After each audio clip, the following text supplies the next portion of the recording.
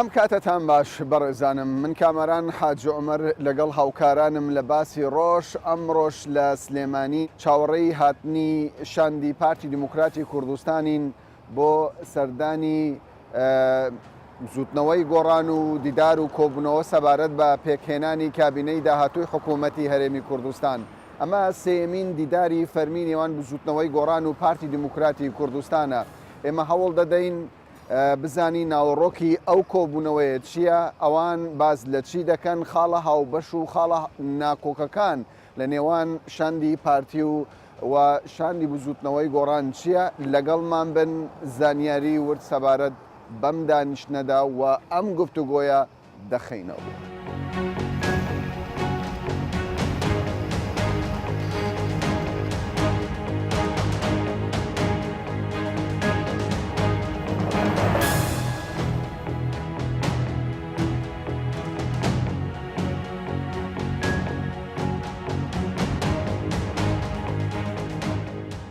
شاندی پارتی پێکهاتوون لە وشار زێباری، ئازاد بەرواری، دلشاد شەها، فرسەت سۆفی، هێمن هەورامی و بێگومان شاندی بزوتنەوەی گۆڕانیش پێکهاتوون لە بەرپرسانی خانەی ڕاپەڕاندن بە پێی زانیاریەکانی ئێمە عومەری سەید عەلی بەشداری ڕێخەری گشتی بزوتنەوەی گۆڕان بەشداری لەم کۆبوونەوەیە ناکات. عەلی حەمەد ساڵح بەشدار دەبێت، دکتۆر ڕەئوف بەشدار دەبێت، چەند کەسێکی دیکە لە خانەی ڕاپەڕاندن بەشدار دەبن. تاوەکو ئێستا زیاتر لە 20 خولەک کۆبوونەوەکە دەستی پێ کردووە. چاوەڕێ دەکرێت گفتوگۆی نێوان بزوتنەوەی گۆڕان و پارتی دیموکراتی کوردستان گفتوگۆیەکی گەرم بێت. تاوەکو ئێستا ئاماژەکان ئەوەندەی ئێمە لە دەوروبەری ئەو کۆبوونەوەیە و لەگەڵ بەرپرسانی بزوتنەوەی گۆڕانیش گفتوگۆمان کردووە، زانیاریمان دەستکەوتووە. تاوەکو ئێستا بە شێوەکی گشتی هەرچەندە جواتی نیشتمانی بزوتنەوەی گۆڕان کۆبوونەوەی یەکلاکەرەوەی نەکردووە سەبارەت بە ئەگەری بەشداریکردن یاخود بەشداری نەکردن، بەڵام هەموو ئاماژەکان لەگەڵ ئەوەن کە بزوتنەوەی گۆڕان ئامادەسازێکی تەواوی هەیە بۆی بەشداری لە کابینەی داهاتووی حکوومەتی هەرێمی کوردستان بکات.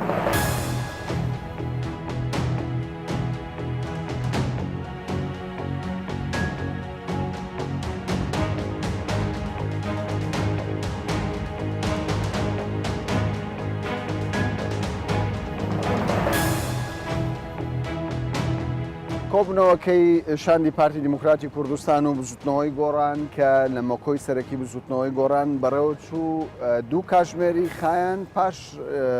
تەواوبوونی کۆبوونەوەکە نیوەڕۆخوانێک ئەنجام درا. ئێستا شاندی پارتی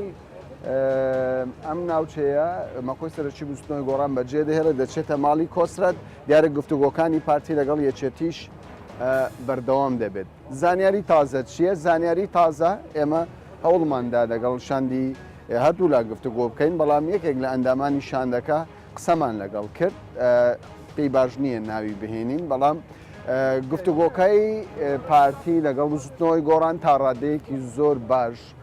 گفتوگۆیەک بووە کە دەرەنجامی لێکەوتۆتەوە، تەفاهمێکی باش بووە. مەبدەئیەن بزوتنەوەی گۆڕان ئامادە سازیان هەیە لەوەی بەشداری لە کابینەی داهاتوو بکەن، بەڵام چاوەڕێی ئەوەش دەکەن کە بڕیاری کۆتایش لە جواتی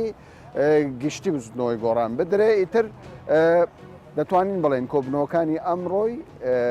پارتی و بزوتنەوەی گۆڕان بۆ پێکهێنانی حکوومەت سەرکەوتووە. ئێستا شاندی پارتی دەچێتە ماڵی کۆسرەت ڕەسوول، جێگری دووەمی سکرتێری گشتی چێتی نیشتیمانی کوردستان سەبارەت بە پێکهێنانی حکوومەت بۆ پێی کۆبوونەوەکانی دوێنەی پارتی لەگەڵ یەکێتی تا ڕادەیەک سەرکەوتوو نەبووە، دەرەنجامێکی ئەو تۆی لێ نەکەوتۆتەوە. چاوەڕێ دەکرێت ئەمڕۆ لە ماڵی کۆسرەت دەرەنجام بدرێت.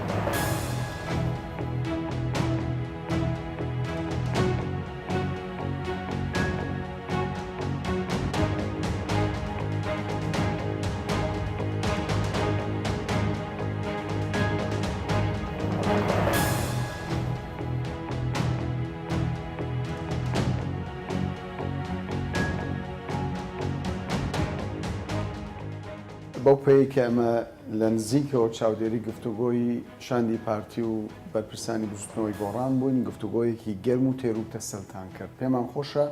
بازدا دەرەنجامەکە بکەیت. دەرەنجامەکە چی بوو؟ زۆر سپاس. دەرەنجامەکەوەیە کە ئێمە هەمومان ترکمان بۆ کردووە کە ئەم قۆناغەی هەرێمە کەمان وڵاتەکەمان پێویستی بە گفتوگۆی جددی هەیە پێویستی بەوە هەیە هەمومان بەیەکەوە وا بکەین تەشکیلکردنی حکوومەتی داهاتوو اینجا ئێمە بەشدارە بین بەشدار نابین لایانی تر چەند بەشدارە بن بتوانین حکوومەتێکی بەهێز بێت حکوومەتێک بێت ئەم قەیرانانەی کە تا ئێستا لەم کابینانەی پێشووترا دروست بووە بتوانین تێیپەڕێنین بەو مدە زەمانی کە ئەکرێ ماوەی ئەو کابینەیە بتوانین بەشێکی زۆر زۆر لەو قەیرانانە چارەسەر بکەین و لە سنتراڵی هەموویە لە بینەکە مەسلەی خەڵک ژێوی خەڵک ژیانی خەڵک گوزەرانی خەڵک چاک بکەین. بەڵام بە پێی ناوەڕۆکی ڕاگەیەندراوە هاوبەشەکەی پارتی بزوتنەوەی گۆڕان بێت تا ڕادەیەکی زۆر خاڵی هاوبەش دەبینم خاڵی هاوبەش لە نێوان پارتی و بزوتنەوەی گۆڕان ئەو خاڵە هاوبەشانە چین بۆ داهاتوو ئەو خاڵە هاوبەشانە سەرکی ترنیان ئەوەیە کە ئێمە و پارتی پێمان وایە ئەبێت مەفهومی ئیسلاح لەناو هەموو مؤسساتەکانی حکوومەتە لەسەرەوە بۆ خوارەوە ئاسۆیستونی بیکەین ینی مەبدەئی ئیسلاح پیادە بکەین لە هەموو ڕووەکانەوە شەنگی پارتی ڕازی بوو بەڵێ پارتی مەبادیەکانی ئێمە چ لە ئێستا چ لە ڕابردووشە لە کابینەی پێشووشە کە ئێمە ئەو وەزعەوە ئەو ئەزەماتانە دروست بووە پارتی بە چاوی تەقدیرەوە سەیریەوەکە و ئێمە بەڕاستی مەسلەی چوونە حکوومەت یانە چوون یا ئێمە بەستمان زیاتر من ڕوونی بکەمەوە ئێمە مەبەستمان زیاتر لەوەیە ئەم هەرێمەی ئێمە توانای چ بە شەریعەت توانای اقتصادی توانای سیاسی توانای هەموو هەرێمەکە خۆی وە پێگەی ئێمە لە ئیقلیم و لەینە بەشی ئەم هەموو ململانێ سەختە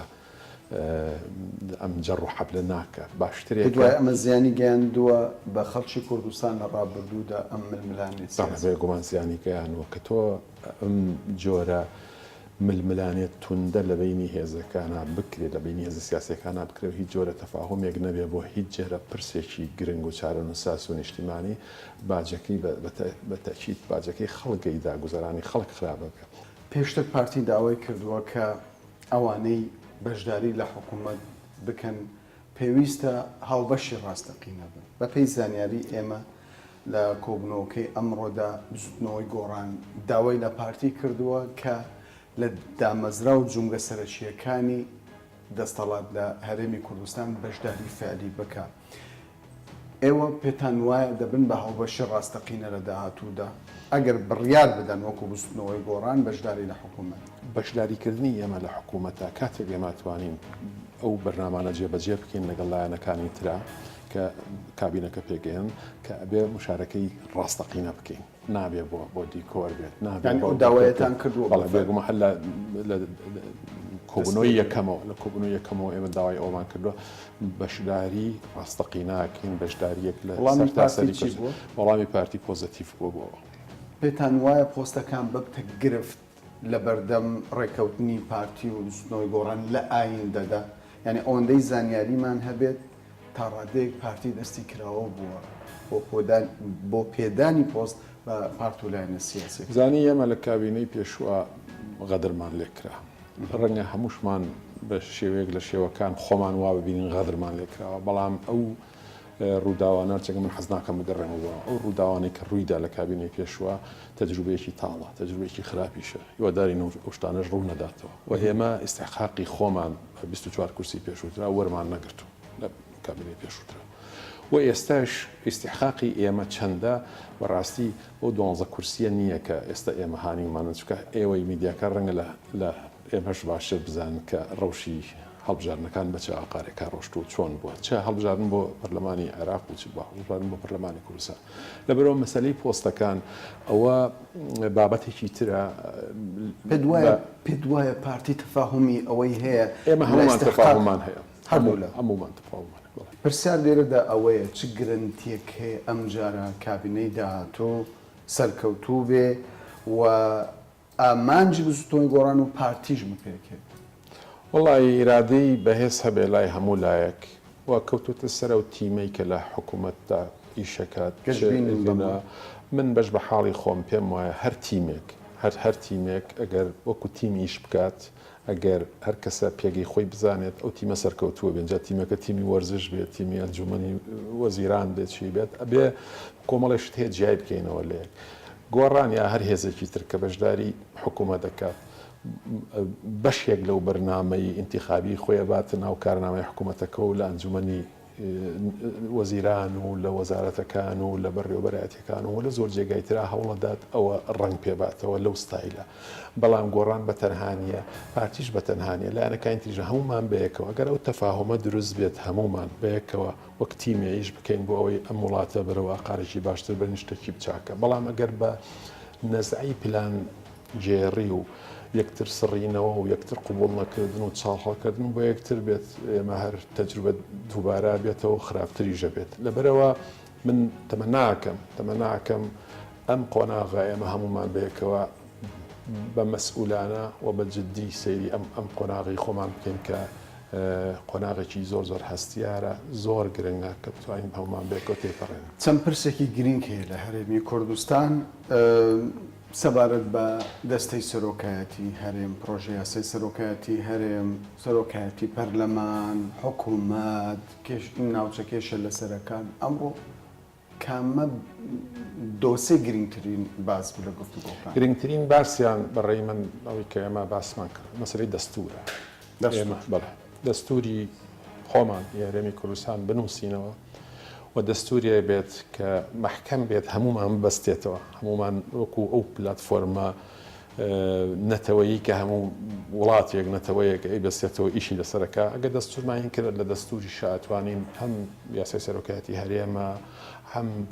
ڕێوناوخۆی پەرلەمانە هەم زۆر پرسیتری کە پەرلەمان زۆر جار بۆی چارەسەر ناکرێت و ئێسپێرێ بە خولێکی ترۆوانە ئەتوانین ئەمەین بکەین مەسەلەی ئیتفاقاتی سیاسی بینی هێزە سیاسیەکانە کە ئەوژە توانین ڕێکدانەوەی لە ناوی نابێ مەسەلەی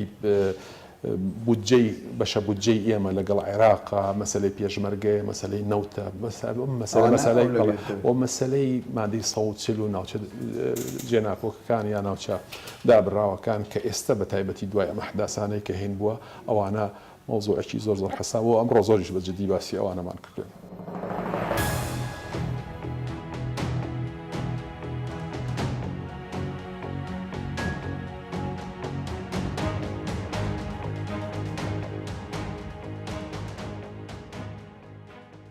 بەنسبەت حکوومەتی بنکەفراوان سێمێرداکەوە باش نییە و سەرکەوتوو نییە بەڵام بەنسبەت پێکهاتنی ئەم حزبانە ڕێکەوتنی ئەم حزبانە و دروستکردنی حکوومەتە لەلایەن حزبانەوە شتێکی سەرکەوتوو شتێکی باشە بێ بۆ پێکەنانی حکوومەتی هەرێمی کوردستان بە سەرکاتی کاک مەسرور بارزانی کارێکی باشە و لەجێ خۆیەتی ئەبێ پارتیش بەڵێن لەو دوو حیزبە وەرگریات بە ڕۆژ لە حکوومەتا بن و بە شەو بێنە سەر شاشەکان ببنە ئۆپۆزیسیۆنی حکوومەت و دژاتی کارەکانی حکوومەتکان دەبێت پارتی بەڵێنامە لەو حیزبانە وەرگرێت کە لە حکوومەتی هەرێمی کوردستان بەشداری دەکەن کە بە فەعلی بەشداری حکوومەت بکەن کۆبوونەوە بۆ کۆبوونەوە نەکرێ ئەم جارە حکوومەتێکی بنکەفراوان دروست کرێ وازە بەعزی ئەتیبارات بێنێ لەسەرنی کۆن چی کراوە چی نەکراوە ئێستا پەڕێکی نوێ بکرێتەوە یەکبوونمان ئەنجامی سەرکەوتنمانە ئەم لایەنانە هەر یەکەیان بە ئایدیۆلۆژایەکی تایبەتی خۆی شیکردنەوەی سیاست لە کوردستانە ئەکا ئەگەر هەر یەکەیان بە ئایدیۆلۆژای خۆی ئەم سیاستە بیاوێ بێتە ژێر ڕکێفی ئەوە ئەمە دەیان ساڵی تر ئەخایێنێ ناگەینە نەتیجە بەڵام هەتا زووتر حکوومەتی هەرێمی کوردستان و لایەنە سیاسیەکانی کوردستان پێک بێت ئەو وەختە ئەتوانین حکوومەتێکی نیشتمانی دڵسۆز بۆ گەلی کورد دەستەبەر بکەین بێگومان بنکەفراوان بێ باشترە بۆ ئەوەی هەموو لایە بەشداری بکە ئەگەر یەکێتی و پارتی بێ لە ڕەنگە گلەی لایەکانی کەی بەدەسەر تەمان هەر کەسەوە پێی کورسەکانی خۆی حەقیوە بەشداری بکە لە ڕاستیە دوورکەوتنەوە هەندێک حیزب من بە باشی دانانم چکە پێویستە کوردستان یەکگرتوو بێ لەم کاتا ئێمە پێویستمان زۆر بە یەکگرتووی هەیە کوردستان ئێستا هەر چواردەورمان بەڕاستی وەکو ئاگر وایە لە هەر چوارلاوە دوژمنەکانمان سیرمانەکەن لەبەرەوە بە هەر شێوازێ بێ پێویستە هەموو یەکگرتوو بن هەموو بەشداری حکوومەت کە بەو پەڕی دڵ و دڵفراوانیەوە.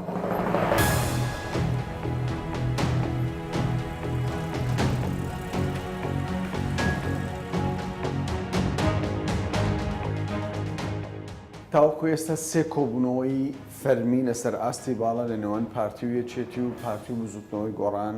بەڕێوە چووە. بەڵام تاوەکو ئێستا لە ڕاگەندراوەکان ئاماژە بەوە دەکرێت گفتوگۆی دیکە پێویستە. خاڵی هاوبەش چییە؟ خاڵی ناخۆ چییە؟ دوێنێ شاندی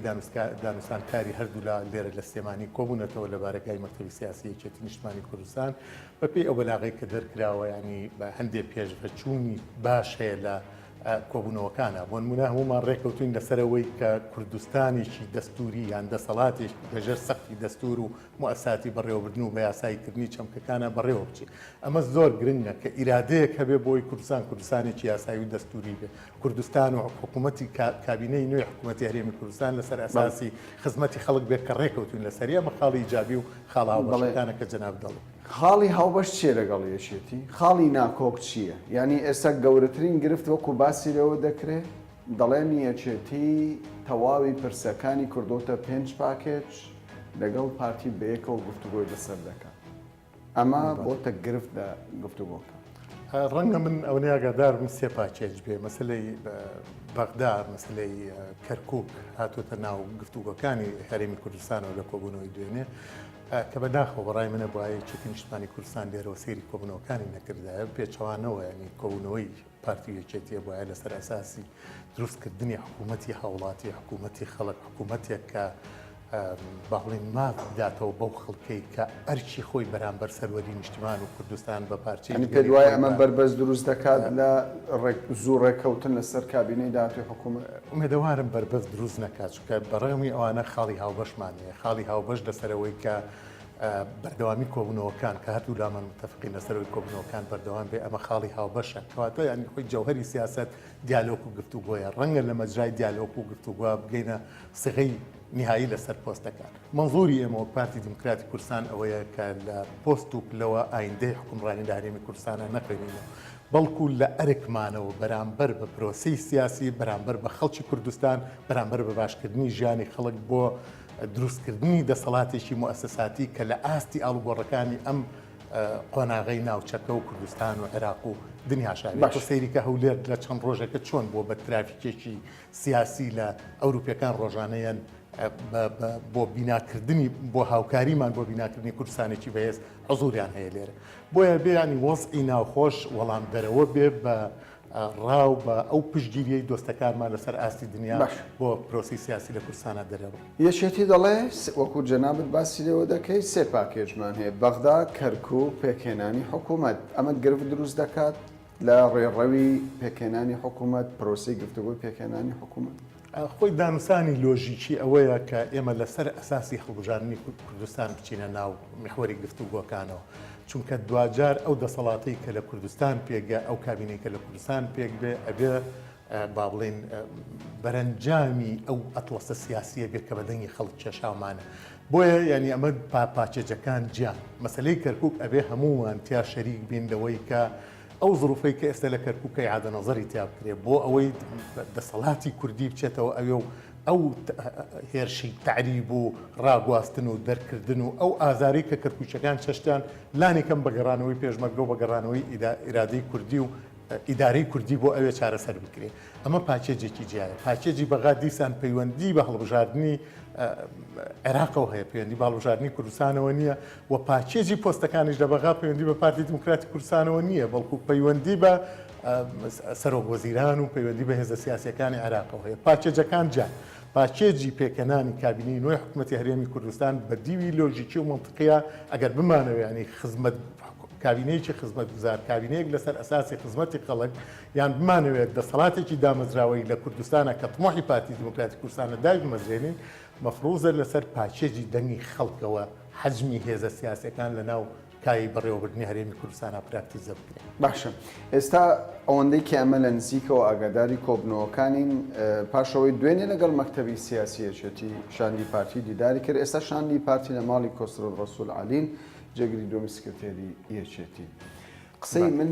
ئەوەیە ئێستا هەست بەوە دەکرێت یەکێتی بە شێوەک لە شێوەکان دەوێت فشارێک بخاتە سەر پارتی بۆ پێکهێنانی حکوومەت دەڵێ ئەوە داواکاریەکانی منە و حکوومەتیش بەبێ من زەحمەتە پێ خۆی هەر مەطرحێک هەبێ بۆ گفتوگۆ حاڵەتێکی ئاسایی و ڕێساییە ئەگەر مەطرحێک بێ بۆ گفتوگۆ بەڵام خوان خواستە ئەگەر مەطرحێک بێتە ناو مەجرای گفتوگۆکانەوە بۆ مەبەستی تعتیلکردنی پێکەنانی کابینەکە ئەمەیان مەترسی ینی داواکاریەکانی یەکێتی بە شەرعی دەزانن یعنی ئەو پاکێجانە گرێدانی تا ئێستا مەجرای کۆبوونەوەکان بەردەوامە ینی دوای کۆبوونەوەی دوێنەی نێوان شاندی دانوسانکاری پارتی دموکراتی کوردستان و یەکێتی نیشتمانی کوردستان ئەم پاژنیوەڕۆیە لە ئێستا بەدواوە کۆبوونەوەیکی تر لە بینی هەردوو هێزا ئەکرێت دیارە ینی مەجرای ئەو کۆبوونەوانەی دوێنێ پێویستی بەوە کردووە بەردەوامی هەبێت ئەمە تەفاعولێکە بۆ ئەوەی کە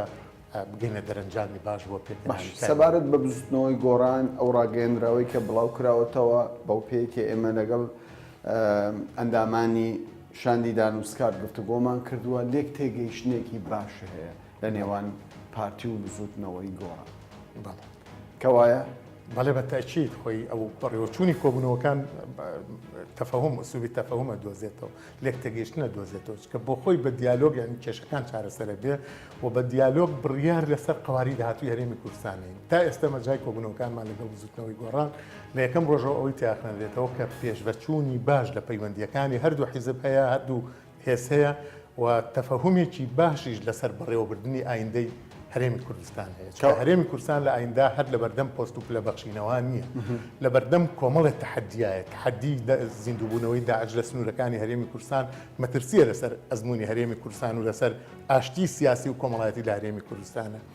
جگەلەوە ینی خەڵکی کوردستان بەڕاستی سەدەیەکە تەسحیادە دوای سەدەیەک لە جەنگی داعش بە ئیرادەی خۆراگری خەڵک بە ڕۆحی مقاومەت و بەرگەگرتنی خەڵک سەرکەوتواناتینە دەرێ بۆیە ئێستا حەقی ئەم خەڵکەیە مافیان بۆ بجێڕێتەوە حکوومەت دوجار وەسیلەیەکە بۆ ڕێخستنی پەیوەندیەکانی کۆمەڵگە و دەسەڵات بۆ ڕێخستنی پەیوەندیەکانی خەڵک بۆیە بێ هەمومان لەو مەزورەوە ئەرک و مەسئولیەتی سەرشانمان مارەسە بکەین مەسئولانە هەنگاو بنین مەسئولانە تعامل لەگەڵ پرۆسەی سیاسی لەگەڵ گفتوگۆکان بکەین بۆ پێکەنانی حکوومەتێکی خزمەتگوزار بارتەقای ئەو تەسەیەکە سەدەیەکە میلەتایی زۆر باشە دوای 27 ساڵ لە ناکۆکی و ئۆپۆزیسیۆن و دەستەڵات ئێستا بزوتنەوەی گۆڕان بەیاننامەیەک بڵاو دەکەنەوە نەفەسی هاوبەشی لە دەستەڵات نیشان دەدەن و بازدەوە دەکەن لیژنەیەکی هاوبەش پێک دێنن بۆ ئەوەی قسە لەسەر دابشکردنی پۆستەکان بکەن یعنی ئەو نێک نزیک بوونەوەی لە بزوتنەوەی گۆڕان و بەردرێژەدان بە گفتوگۆش لەگەڵ یەکێتی بۆچی دەگەڕێنیتەوە بۆ خۆی زانی ئەمە هەموو لایەکمانیانی تەجروبەمان هەیە لە حکومڕانی هەرێمی کوردستانە ئەم تەجروبەیە عادەتی ینی تاریخ وایە تاریخ و مەسیرەتی سیاسی وایە ئەبێ دایمە لە هەڵەکانی ڕابردوو پند وەربگرین و پرۆژەشمان هەبێ بۆ داهاتوو لە ڕابردوو زۆرمان کرد بەیەک نەگەشتینە دەرەنجامێک ئێستا کاتی ئەوەیە کەیتر زمانی لێک تێگەیشتن و زمانی تەفەهوم ئەو زمانە نەرمەی پارتی زمانی دیالۆکی پارتی لەگەڵ هێزەکانە ئەوەن شێڕای کێشاوتە پای پرۆسەیە کە ئاشتەوایی لە هەرێمی کوردستانە پێویستە کە ئاشتەوایی سیاسی و کۆمەڵایەتی پێویستە لە جەوی ئاشتەوایی شاتوانی بەشداری بزوتنەوەی گۆڕانتان پێگرینە لە حکوومەت بە تاشید بزوتنەوەی گۆڕان هێزێکی سیاسیە لە یەکەم ڕۆژەوە پارتی دموکراتی کوردستان ئیسراری لەسەر پێداویستی قۆناغەکە بۆ مشارەکەی بزوتنەوەی گۆڕان لە کابینەی نوێی حکوومەتی هەرێمی کوردستانە هەیە.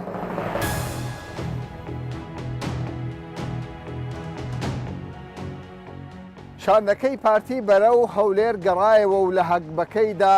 دوو بۆ چوون و دوو هەڵوێستی سیاسی لەگەڵ خۆی بردەوە سەبارەت بە بزوتنەوەی گۆڕان بە شاندی پارتی ڕاگەیاندووە ئەوان دەیانەوێ هاوبەشی ڕاستەقینە بن لە دەستەڵات و لە تەواوی جونگەکانی دەستەڵاتیش بەشدار بن پارتیش پێی ڕاگەیاندون هەموو دەرگاکانی بۆ واڵا کردوون و هەر شتێک لە خزمەتی خەڵکی کوردستاندا بێت ئەوان لەسەری ڕازین سەبارەت بە یەکێتی و کە بە نەفەسی بەبێ ئەو پێکێنانی حکوومەت زەحمەتە یەکێتی بە پارتی ڕاگەیاندووە بەر لەوەی باز لە پۆستە سیادیەکانی هەرێمی کوردستان بکەین پێویستە قسە لەسەر پۆستی پارێزگاری کەرکووک و پۆستی وەزارەتی داد لە بەغدا بکەین پارتیش پێی ڕاگەیاندون ئەم بابەتە پێویستی بە قسەی زیاترە و لە گفتوگۆکانی داهاتوشدا ڕای کۆتایی پارتی سەبارەت بەم پرسانە بە یەکێتی ڕادەگەیەندرێت تا بابەتێکی دیکە و باسێکی دیکە بەخواتان دەست پێێت.